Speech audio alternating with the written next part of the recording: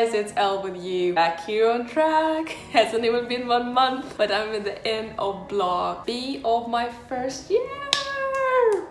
Just had the Q&A session for the checkout from Scootel. It feels really sick to think about the fact that it's been 1 year here in the Netherlands. Kind of proud of myself that I finished off the first year. Hopefully I'll be getting the last grades by the end of this week. As you might know, I'm having PE online now because of the lockdown that we went in by the end of December of 21. So the last 4 weeks of my practical education, that's actually in the topic of this video, I've been doing online. I really hold my fingers crossed that my average is gonna be over 80.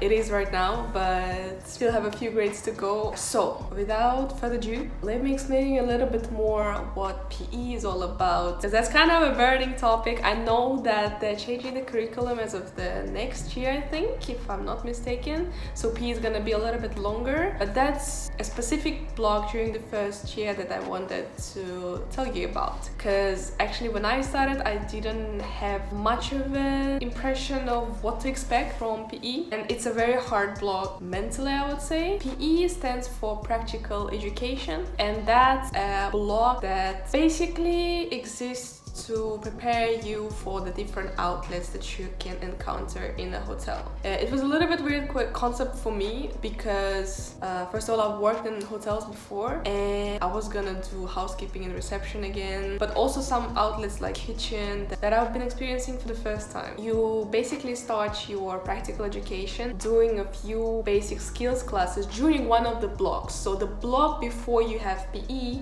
you're also gonna be implementing having a few lectures to prepare your basic skills to start your PE block. So that would be a kitchen lecture given by one of the kitchen instructors in the classroom. The first time you wear your suit, you're also gonna have a similar one from the rooms division where you talk more about your experiences, what your expectations could be. You once again try on your gear for the first time. Fun, exciting times. For me personally, person who worked before, I wouldn't find it super new, but it's just very different because that's the first time you're trying something practical in HTH. And once you've done that, you get either a pass or a fail on the basic skills, so you've attended them all, you don't have any catch-ups for that. Otherwise it's really hard to start on PE because you must have completed the basic skills beforehand. You're gonna start your PE block. Before that, you're getting quite big schedule of the different outlets that you're gonna be exploring during the 10 weeks of PE basically. So there is no exams there, but you are being graded every week. And that's what's so hard about it mentally, because there is a grading form that every manager of the outlet is using. Manager of an outlet is a second year student who is having an MO block where they get to manage one of the outlets in school. So those are people who've been experiencing PE in the first year and now are ready to learn how to manage PEs like us on the first year. Well, the problem with me a little bit here was the fact that almost none of my MOs this block ever had PE, which made it so hard to, mentally assume that there is an authority when the person is also experiencing the outlet for the first time. I found it really confusing and it was very demotivating, unfortunately, but that's just the way it is. The school couldn't do much about it because that intake of students was the first one to encounter the lockdowns and COVID. They've been sent home very quickly. I'm not jealous of them at all, but at the same time,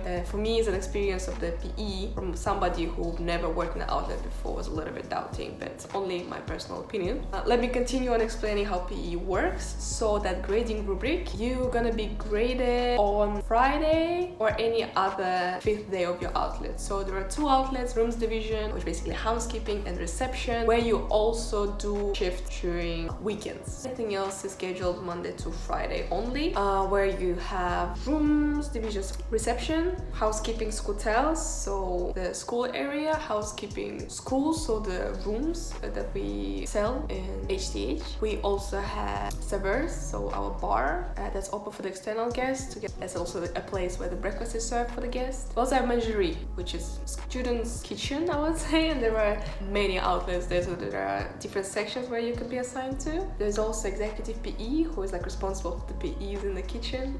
a new thing by the way. There is Lady B, so fine dining experiences where you get to work in service but also in a professional kitchen. Am I forgetting something? No, I think that was it. So yeah, every week you're experiencing new departments, but you're being graded on the same grading form on the 5th day. Sometimes on Fridays, sometimes whatever it's gonna be.